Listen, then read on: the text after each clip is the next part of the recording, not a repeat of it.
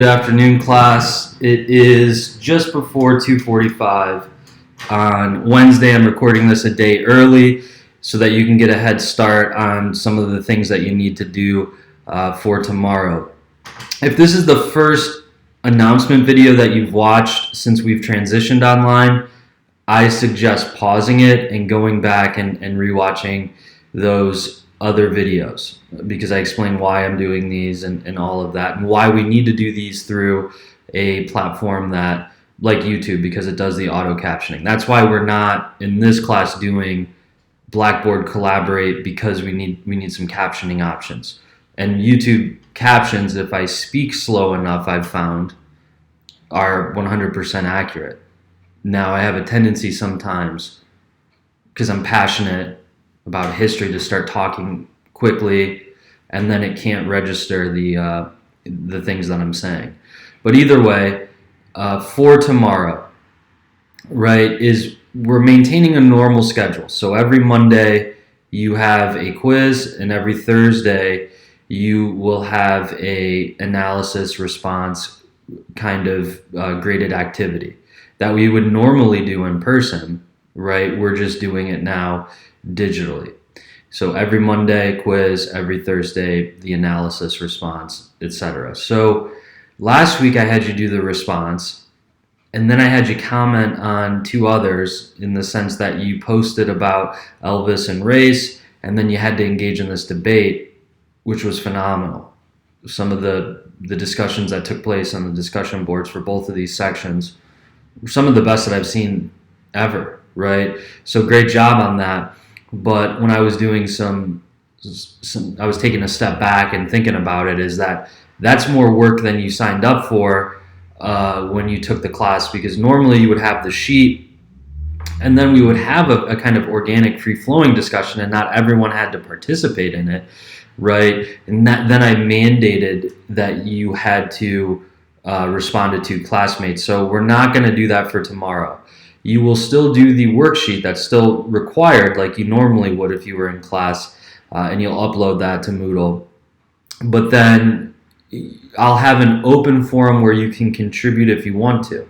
Now, it looks good, right, if you're contributing, but then also this helps you stay connected with your classmates during this trying time, right? The email recently went out that we're not having any face-to-face classes for the rest of the semester, which was, going to happen. But so the open forum isn't required for you to participate in, but it will help you keep connected with your classmates. So let me explain what we're doing tomorrow. Is that this week's unit, right, this week's topic is the 1960s. And that's what we've been talking about, and then using our historical thinking skills, contextualization, comparison, cause, all of these things from over the semester, we're applying them to the 1960s in particular. So I posted an article about the Summer of Love on Monday. You should still read that. You should start to explore and research the Monterey Pop Festival, right? And I'll post resources and links to that, and some performances so you can watch or listen, depending on how you want to engage with this. But watching would be enough, right, to see how people looked in the 1960s who were part of the counterculture and hippies and things like that. So I'll post some resources related to that.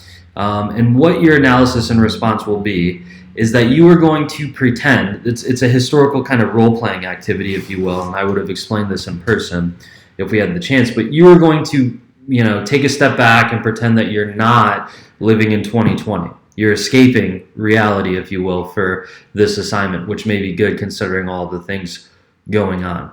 And you are going to role play as an individual, a historical agent or actor, if you will, who is alive during the late 1960s, who moved to San Francisco, right? Maybe attended the Monterey Pop Festival, different things like that. And you're going to write a letter home.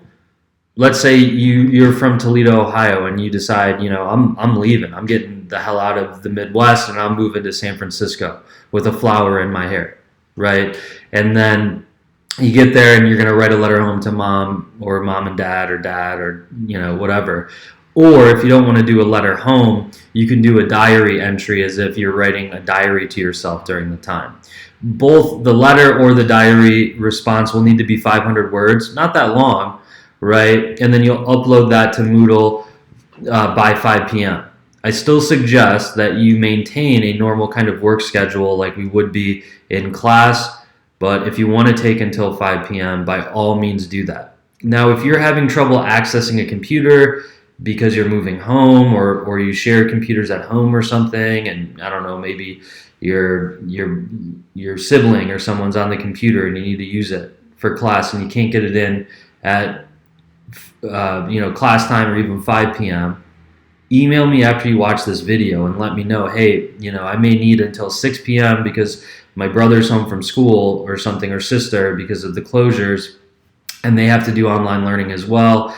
And so is it okay if I get it to you 6 p.m. or 7 p.m. instead of 5, right? Just as soon as you're done watching this, email me that and let me know your schedule so we can kind of keep in contact about it. So you'll upload that to Moodle, and then I'll have an open forum where you can, talk about things with your classmates and all of that, but it's not required because I don't want to add more work for you when we wouldn't have done it in class anyways. I don't mandate that you participate in the class discussions. It looks good, right? And it helps you out to think through some of these ideas. But then I realized last week I was forcing you to participate in the discussion, and maybe you wouldn't have in person, so why should you be forced to do it online, or vice versa, right? Maybe you would do it on person, but online you don't get as much out of it, so it is what it is. So that's not mandated, but there will still be an open forum for you to post in, and I hope really that some of you all do have a discussion in there about the late 1960s, because the 1960s is such a fascinating time, right? It's a golden age of sorts for American music. Think about Jimi Hendrix, the sonic capabilities, the sounds that he produced, the style that he created, right? The songs, all kinds of musical acts, right? This is when the Beatles come to the United States during the 1960s, and it's a legendary time for music. It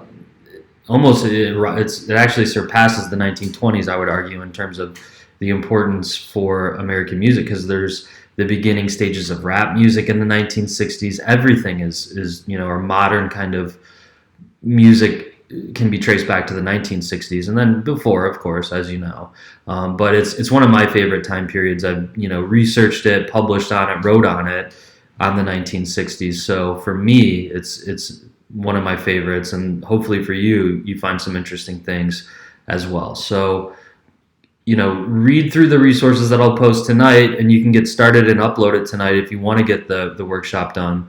Read through it all, email me with any questions, Google search some things about hippies and the Monterey Pop Festival to familiarize yourself with how people looked, right? And how they spoke and talked and the kinds of ideas they had and all of that. Use the tools of the internet, Google image search, right, to look up some stuff. Type in, scenes from Monterey Pop Festival, and I'll post some videos as well from there with some performances by, Country Joe and the Fish, Janis Joplin, right? I mean, think of all the artists from the 1960s and then usually just at one music festival. I mean, look at Woodstock at the end of the decade in 1969, right? And all of the musical acts that were there, these are legends. So I'll post those tonight, and then if you want to submit your analysis and response tonight, you certainly can, but you have until 5 p.m. tomorrow. And then if you have any questions, feel free to reach out to me. And just to reiterate, you're not required to participate in the discussion board that will be in the Moodle folder, but you are required to do the analysis and response because you would have been required to do that if we had an in-person class. So again, every Monday we'll have the quiz. If you do well on the quiz, you get an 8 or above. If you get below an 8 or above, I'll give you comments back. If you get an 8 or above, you don't need any comments back on a quiz, right? Because you know what you have to do. But if you're getting below it, as I mentioned, right, I'll give you back some feedback from Monday. I'll start grading those tonight, tomorrow morning. I'm still working through your rough drafts. And then on Thursdays, every Thursday from here until the end of the semester, you'll have your analysis and responses. So nothing has changed in terms of how the schedule works. It's just that, again, it's taking place online rather than in person. And take some time to remember this moment, right? This is historical. As we talked about last Monday in person, when I talked about the 1918 pandemic, the influenza pandemic, this COVID-19 pandemic, right, this will be remembered for thousands of years, and it's already changed our lives, and it'll change our lives in ways we can't even imagine yet. And then also, right, when we think about the economy, are we approaching a depression even? It was leaked to the press that perhaps 20% of people could become unemployed. So use your skills that you learned about the Great Depression, right, to think through this, and then just take a step back and realize that it is what it is, and it'll be okay, right? Thankfully, we have, the measures in place to help protect us, and then you all should heed those warnings, right, about social distancing and things like that. But either way, email me with any questions that you have. I'll go ahead and get this uploaded, and then you can get started early on your analysis and response if you want to. Have a good evening.